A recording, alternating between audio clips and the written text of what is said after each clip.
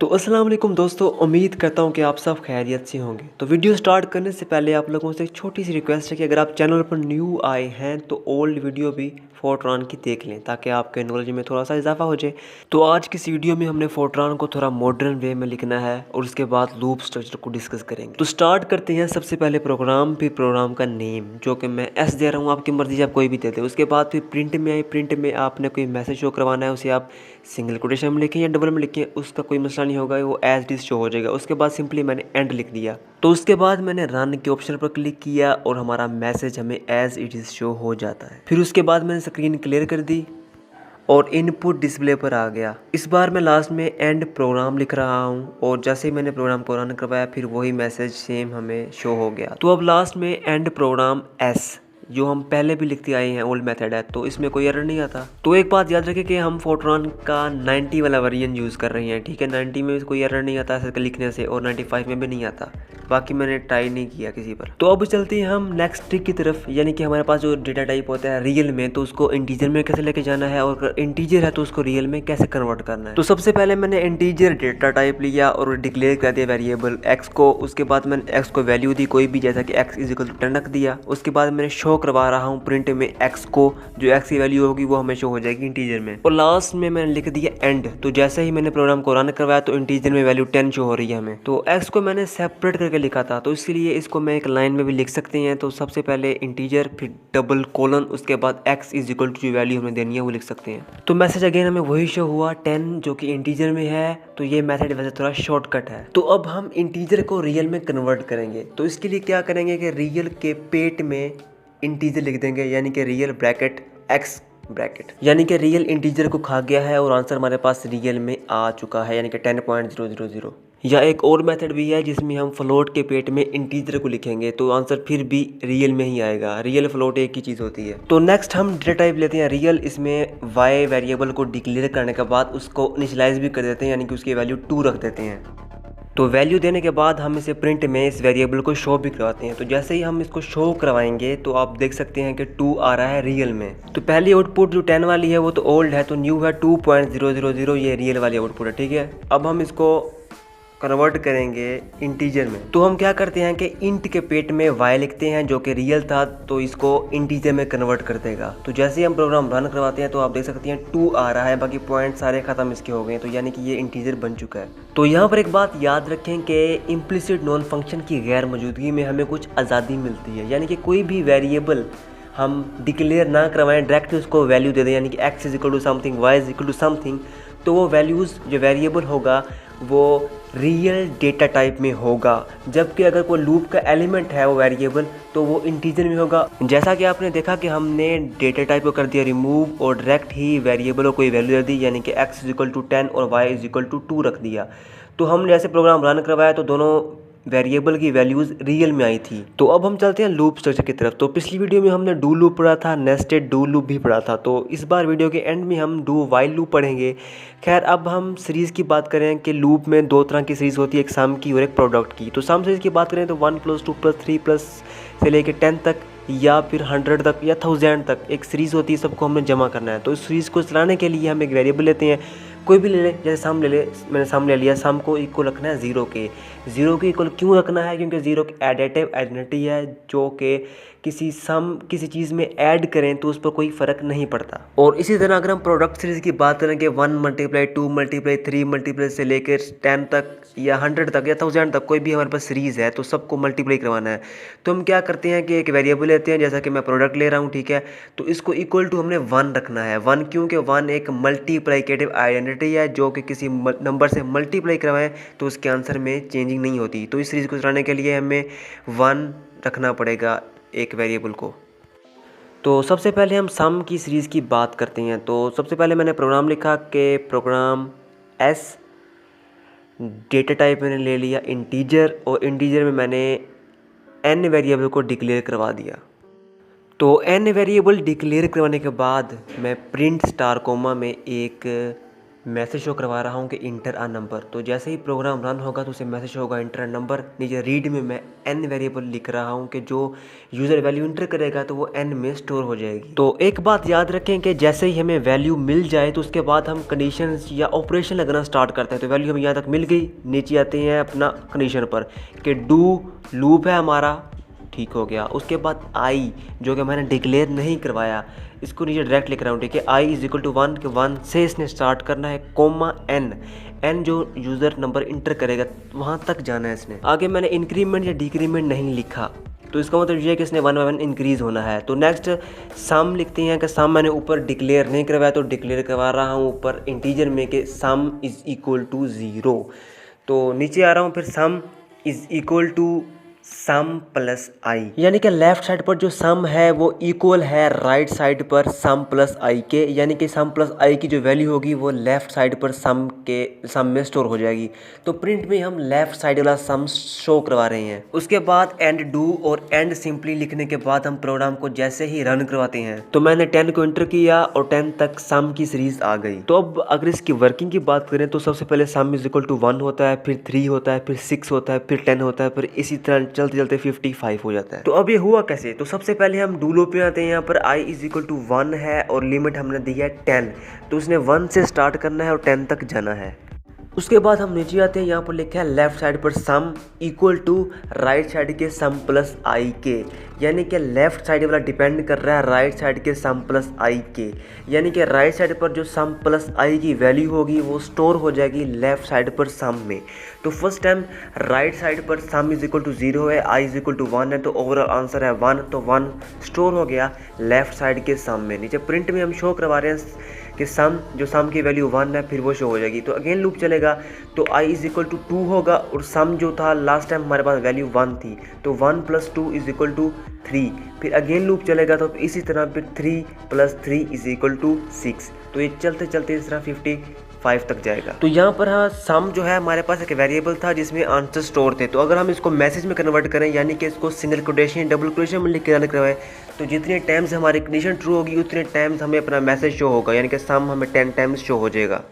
यानी कि आप देख सकते हैं कि मैंने 10 इंटर किया और 10 टाइम्स हमें सम का मैसेज शो हो गया। तो अगर हम प्रिंट को लूप के अंदर लिखें तो जितने टाइम्स लूप चलेगा उतने टाइम्स हमें वैल्यू शो होगी। तो इसी तरह अगर हम प्रिंट को लूप के बाहर लिखें तो लास्ट टाइम जो वैल्यू ट्रू होगी तो हमें लूप वही दिखाएगा। जैसा कि मैंने लूप के बाहर लिखा कि प्रिंट सम, तो ये लिखने के बाद जैसे ही मैंने प्रोग्राम को रन करवाया तो मैंने 10 इंटर किया तो जवाब हमारे पास आया 55, क्योंकि लूप हमारा एंड हुआ था 55 पर, लास्ट टाइम ये ट्रू आंसर था। तो अब हम इस सीरीज़ को रन करवा के देखते हैं जो कि बटे में है। तो इसके लिए हम रियल डेटा टाइप में सम इज इक्वल टू 0 रखेंगे, क्योंकि जो सम की सीरीज़ आ रही है वो हमारे पास पॉइंट्स में आएगी, तो इसलिए सम वेरिएबल का रियल में होना ज़रूरी है।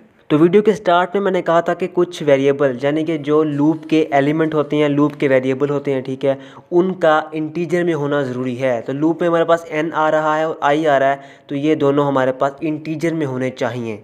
तो जो हमारे पास अपना कंडीशन है कि sum is equal to sum plus 1 बटा आई, तो 1 बटा आई बटे में आ रहा है, तो आई जो है लूप का एलिमेंट था जो कि बटे में आने से रियल में कन्वर्ट हो जाता है, तो पॉइंट में आ जाता है, तो लूप हमारा इसी वजह से नहीं चलेगा। तो आई को मैंने डिक्लेयर नहीं करवाया था, तो आई को मैं अगेन इंटीजर में डिक्लेयर करवाता हूँ, फिर भी आप देख सकते हैं कि प्रोग्राम नहीं चल रहा, सही आंसर नहीं दे रहा, क्योंकि लूप का एलिमेंट जो आई है वो हमारे पास बटे में आ रहा है और हमें ये रियल में ही चाहिए। तो इसलिए हम आई को कन्वर्ट करेंगे रियल में, यानी कि रियल के पेट में आई को लिख देते हैं ताकि ये कन्वर्ट हो जाए रियल में। ऐसे ही मैंने प्रोग्राम रन करवाया और एंटर किया 10, तो हमारे पास 10 तक सीरीज आ गई। तो ये बिल्कुल ठीक ठाक सीरीज है, तो आप चाहें तो कैलकुलेटर पर इसे चेक भी कर सकते हैं। तो अब हम सेकंड मेथड की बात करते हैं कि अगर हम रियल की जगह फ्लोट के पेट में आई लिख दें तब भी ये कन्वर्ट हो जाएगा रियल में। तो अगेन मैंने 10 इंटर किया और 10 तक हमारे पास सम की सीरीज आ गई। तो अब नेक्स्ट थर्ड मेथड है जिसमें हमने एक न्यू वेरिएबल लेना है x, इसको डिक्लेयर करवाना है हमने रियल में। तो क्या करना है इसमें कि हमने जो आई होगा हमारे पास इंटीजर में वो वैल्यू दे देगा अपनी x को, और x था हमारे पास रियल में यहाँ पर बेसिकली आई अपनी वैल्यूज़ एक्स को दे देता है और एक्स हमारे पास रियल में है, तो सारी वैल्यूज़ रियल में हमें चाहिए थी क्योंकि सम भी रियल में आ रहा है, तो इसीलिए इस तरह लूप हमारा चल पड़ेगा। अब बेसिकली इन तीनों मेथड में हमारे पास जो इंटीजर है वो कन्वर्ट हो रहा है रियल में, या फिर हमारे पास एक ऑड नंबर की सीरीज आ जाए या फिर इवन नंबर की आ जाए। तो उसके लिए हम लूप में जो चेंजिंग करेंगे, यानी कि अगर ऑड नंबर की है तो लूप स्टार्ट हम कर रहे हैं, अगर 3 से स्टार्ट करेंगे इनिशियलाइजेशन, तो 3 से स्टार्ट होगा, इंक्रीमेंट कर देंगे 2 की, तो 3 से स्टार्ट होगा, 2 उसमें ऐड हो जाएंगे। तो अब लूप में मैंने चेंजिंग कर दी है, तो जैसे ही मैंने प्रोग्राम को रन करवाया तो मैंने इंटर किया 10 नंबर, तो 10 तक हमारे पास ऑड नंबर की सीरीज़ आ चुकी है। आप चाहें तो उसे चेक कर सकते हैं। तो इसके बाद अब नेक्स्ट हम करते हैं इवन नंबर की सीरीज़ की बात। तो इसमें भी लूप में तो चेंजिंग करेंगे, तो लूप स्टार्ट कर देंगे, उसकी इनिशियलाइजेशन 2 से स्टार्ट करेंगे, इंक्रीमेंट डिक्रीमेंट भी हमने 2 ही रखी है, तो 2 नंबर्स में ऐड होते जाएंगे। तो ये भी जब मैंने रन करवाया तो उसका आंसर आपके सामने है, आप चाहें तो इसे चेक भी कर सकते हैं। तो उम्मीद करता हूँ कि यहाँ तक आपका काफ़ी कुछ क्लियर हो चुका होगा। अगर जिस चीज़ की समझ ना लगे तो वीडियो को अगेन देखें। तो अब चलते हैं प्रोडक्ट सीरीज़ की तरफ, या जिसे हम फैक्टोरियल भी कहते हैं। तो सबसे पहले प्रोग्राम लिखते हैं, यानी कि प्रोग्राम एस यानी कि उसका नेम, उसके बाद इंटीजर में है डेटा टाइप ले रहे हैं और वहाँ पर एक एन वेरिएबल डिक्लेयर करवाया। उसके बाद एक हमने वेरिएबल लिया फैक्ट, आप चाहें तो कोई और भी ले सकती हैं, प्रोडक्ट भी ले सकती हैं, मर्जी है। तो हमने इसको 1 के इक्वल रखना है क्योंकि ये प्रोडक्ट सीरीज़ है, तो उसने 1 से स्टार्ट अप करना है। तो उसके बाद हम नीचे प्रिंट में आते हैं, तो वहाँ पर एक मैसेज शो करवाते हैं कि इंटर आ नंबर। उसके बाद रीड है, रीड में हम एन लिखते हैं, जो नंबर यूज़र एंटर करेगा वो एन में स्टोर हो जाएगा। तो हमारा फर्स्ट काम होता है कि यूज़र से नंबर लेना। जैसे नंबर हमारे पास आ गया, उसके बाद हम ऑपरेशन लगाते हैं, यानी कि do i is equal to 1, n 1 से स्टार्ट करना n तक जाना है, और आई को मैंने डिक्लेयर नहीं करवाया तो इसलिए ऊपर इंटीजर में आई भी लिख देता हूँ। तो आई डिक्लेयर करवाने के बाद नीचे मैं लिखता हूँ कि fact is equal to fact multiply i. तो सेम एज ये सम की सीरीज़ की तरह ही है, बस इधर एक मल्टीप्लाई का ऑप्शन आ गया है। नीचे प्रिंट में फैक्ट शो करवा रहा हूँ, जो फैक्ट का आंसर होगा वो हमें शो होता जाएगा। उसके बाद एंड डू लूप, और उसके बाद एंड सिंपली। तो लिखने के बाद जैसे ही मैंने प्रोग्राम रन करवाया उसके बाद मैंने इंटर किया 10, तो 10 तक हमारे पास सीरीज़ प्रोडक्ट आ गई है। यानी कि पहली बार लूप चला तो उसका आंसर 1 आया, फिर 2 आया, फिर 6 आया, फिर 24 आया, फिर इस तरह चलते चलते नेक्स्ट आता गया। तो बिल्कुल पहले की तरह अगर मैं प्रिंट को डू लूप के बाहर लिख दूं तो हमारे पास सिर्फ एक आंसर शो होगा जहां तक हमारा लूप लास्ट टाइम स्टॉप हुआ था। तो आप देख सकते हैं कि जैसे मैंने 10 इंटर किया तो मेरे पास सिर्फ और सिर्फ 10 का ही फैक्टोरियल आया है। और एक बात तो बताना मैं भूल ही गया, अगर आप 100 साल जिंदा रहना चाहते हैं तो वीडियो को लाइक करें, शेयर करें, चिल करें। तो अगर हमारे पास कुछ इस तरह की सम की सीरीज आ जाए कि जिसकी और में फैक्टोरियल हो इवन नंबर का, तो उसके लिए सबसे पहले प्रोग्राम एस, इंटीजर में हम आई लेंगे और रियल में लेंगे sum is equal to 0, product जो कि प्रो लिया इज इक्वल टू 1, क्योंकि इसमें सम की सीरीज़ भी है और प्रोडक्ट की सीरीज़ भी है। तो नेक्स्ट नीचे प्रिंट में शो करवा रहे हैं कि इंटर आ नंबर। तो जैसे ही प्रोग्राम रन करवाएंगे तो हमें इंटर आ नंबर मैसेज होगा। उसके बाद नीचे रीड में मैं एन लिख रहा हूँ जिसको मैंने डिक्लेयर नहीं करवाया, तो उसका मसला कोई नहीं होगा क्योंकि इम्प्लिसिट नॉन इधर हमने नहीं लिखा।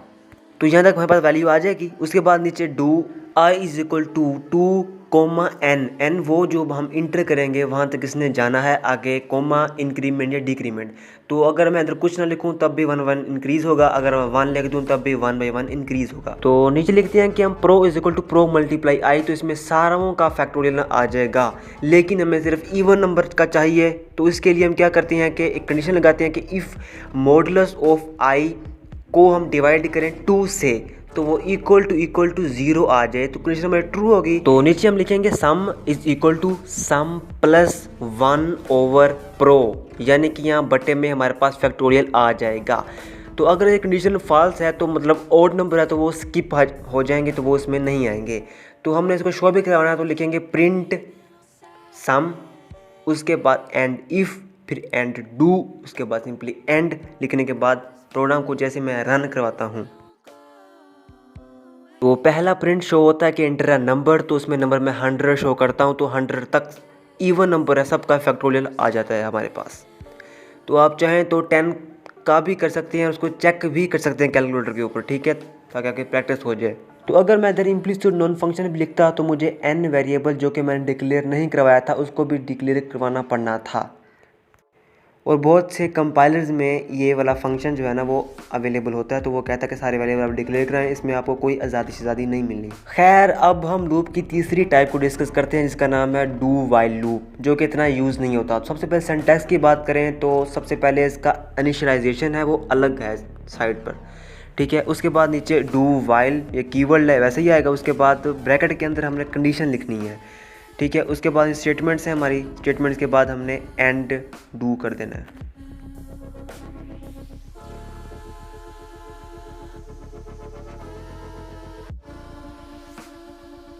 यानी कि इसको मिसाल से अगर समझें तो मैं इसकी इनिशियलाइजेशन में एक वेरिएबल x ले रहा हूँ और इसको 1 के इक्वल रख दिया मैंने, ठीक है। तो आगे इसकी कंडीशन में मैं कह रहा हूँ कि x जो है वो लेस देन है हमारे पास 10 से, ठीक है। तो फिर इस नीचे आएंगे, नीचे हम स्टेटमेंट में लिख रहे हैं कि x is equal to x plus 1, तो इसमें 1 का इंक्रीमेंट होती जाएगी। उसके बाद हमने शो भी करवाना है तो प्रिंट में x को शो करवा देंगे, उसके बाद एंड डू कर देंगे। तो अब मैं इसको प्रोग्रामिंग वे में लिखता हूँ, यानी कि सबसे पहले मैं ऊपर लिखता हूँ कि प्रोग्राम s इंटीजर में मैं डिक्लेयर करवा रहा हूँ x वेरिएबल को, और लास्ट में मैं लिख रहा हूँ सिंपली एंड।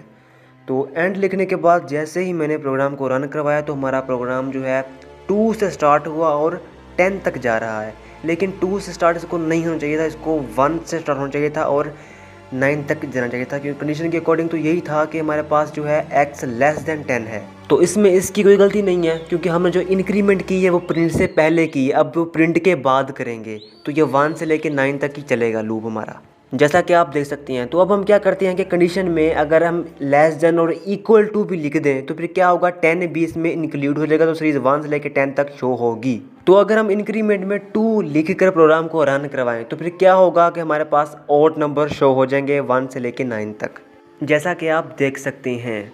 और एक चीज़ तो मैं भूल ही गया था, तो अगर हमारे पास अगर इस तरह की कोई सीरीज़ आ जाए स्क्वायर रूट वाली इवन नंबर की, तो इसको कैसे करते हैं। तो बाकी सब ओल्ड ही है। हमने क्या किया था कि आई को कन्वर्ट किया था एक्स में जो कि रियल था, फिर हमने उसका अब ले रहे हैं स्क्वायर रूट।